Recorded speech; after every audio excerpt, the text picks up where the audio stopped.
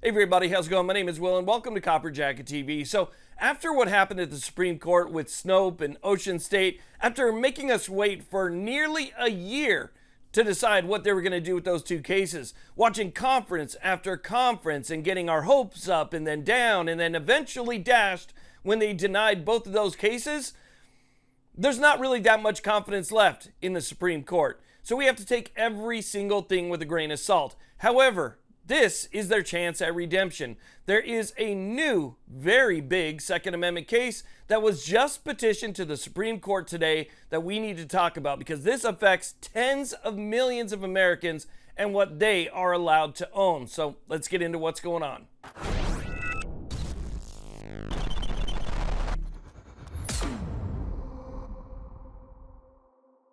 Now, if you're watching this video and you have not yet subscribed, consider hitting that subscribe button. It's free, it only takes a second, but it really does help us out here quite a bit. It not only helps us spread our message, but it lets the powers that be know that people want to see content like this and allows us to stay on the platform for a little bit longer. Hit that bell notification to let you know when new videos come out. Thumbs ups are always appreciated. So with that being said, let's get to it. Okay, so let's go ahead and talk about what's going on here. Now, I can already hear people angrily typing away in the comment section that the Supreme Court's not going to take another Second Amendment case. And you know what? You might be right. On one hand, the Supreme Court says that the Second Amendment shouldn't be treated like a second-class right. On the other hand, they treat it like a second-class right by ignoring infringements that are happening all across this country. Snope and Ocean State, if you were not aware, cases that we mentioned earlier in the video, those were huge cases dealing with magazine capacity restrictions and so-called quote-unquote assault weapons bans.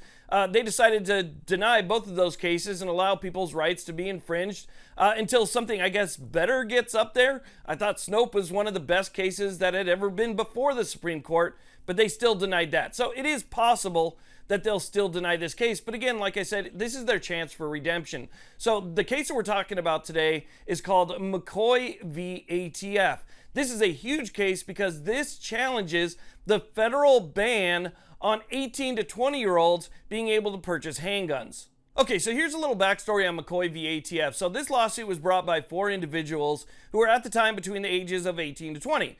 They are otherwise law-abiding adults. They are part of the voting class. They are part of the people, and they're able to practice every other constitutional right in full except for their Second Amendment right, which has been split between the ages of 18 and 21.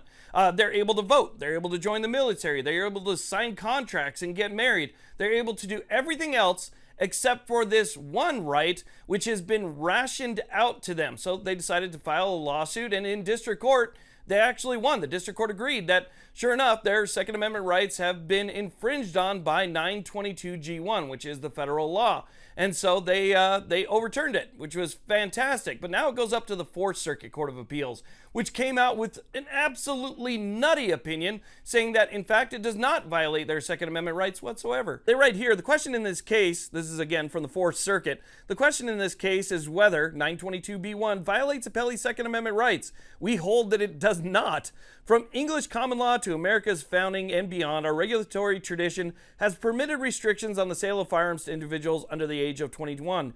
Section 922B1 fits squarely within this tradition and is therefore constitutional under Bruin, establishing text, history, and tradition test for the Second Amendment. But they continue on down here saying, third, when it comes to 18 to 20-year-olds, 922B1 applies only to firearms other than a shotgun or rifle. That qualification leaves much of the firearms market untouched. What the hell are they talking about there? If this was to be applied to the First Amendment and say, well, you can't have free speech when it comes to anything political until you're the age of 21, there is no way that anybody would stand for that. So if it doesn't apply to the first, it shouldn't apply to the second. Now, we get on to the Supreme Court. Now, a petition has just been filed to the Supreme Court for them to clarify this clear unconstitutional decision. Now, there's actually 2 questions being presented to the Supreme Court in this petition. To me, obviously, the most important one is going to be number 1, whether a federal law banning 18 to 20-year-olds violates the Second Amendment's guarantee of the right to keep and bear arms. And then the second one seems to be more of a procedural issue through the court that needs to be clarified as well. Now, I'll try and make this quick, but whoever wrote this petition did an incredible job. It says, this petition presents an urgent and unavoidable question of constitutional magnitude, whether the federal government may continue depriving millions of law-abiding adults aged 18 to 20 of their fundamental Second Amendment rights. At issue is a federal statutory scheme that categorically prohibits these citizens from purchasing handguns from federally licensed dealers, the only lawful and regulated means to obtain a new or unowned firearm, submit to background checks, and safely exercise their right to armed self-defense. The Fourth Circuit's decision below entrenched a grave constitutional error and deepens the intractable circuit split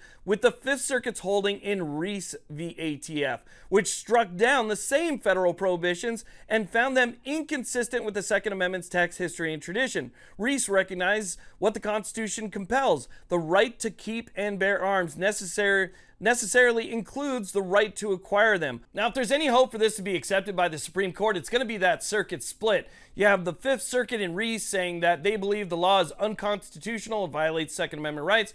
And then you have the Fourth Circuit who's saying that it is constitutional and it doesn't violate anybody's rights.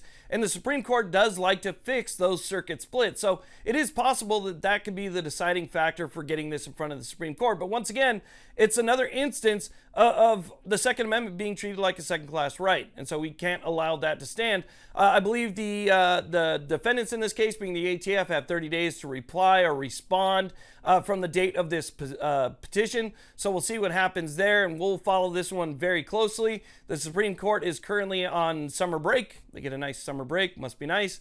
They get a summer break, and so once they come back, they'll set this to conference or determine what they're going to do with it. And again, we'll follow that just like we do with every other important 2A case that makes its way up there. So I wanted to share that with you because, again, it's another big one up at the Supreme Court, and we'll see what they do. So I want to thank you all very much for watching. I really do appreciate it. If you haven't done so already, make sure you hit that subscribe button. You guys, like button is always appreciated as well. And you all have a great day.